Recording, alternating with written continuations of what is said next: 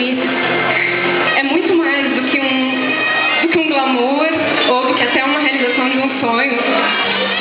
O Miss é uma lição de vida pra gente. A gente amadurece muito, a gente conhece muita gente, autoridades, você está mais perto da prefeitura da sua cidade, da região metropolitana. Representar Curitiba entre tantas mulheres tão maravilhosas é uma grande responsabilidade.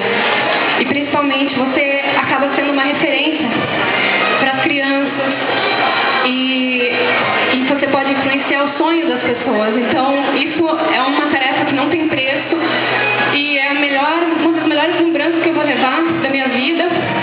E eu quero agradecer primeiramente a Deus pelo presente que Ele me deu para todo mundo, que é a vida, e por essas coisas que Ele vai dando que trazem mais brilho para a nossa vida, como esse título trouxe. Boa sorte a todas as candidatas. Espero que a próxima, minha sucessora, seja tão feliz quanto eu fui e represente com tanto carinho a nossa cidade nesse concurso oficial no Miss Paraná versão Miss Universo. Obrigada a todos, gente. Obrigada à minha família, ao meu namorado, aos meus amigos e a todos que de alguma forma contribuíram para esse sonho realizar. Muito obrigado, Fernanda. Vamos aplaudir a nossa Miss Curitiba, que termina o seu reinado com muita elegância, ainda exuberante, linda. Parabéns por representar tão bem a nossa cidade.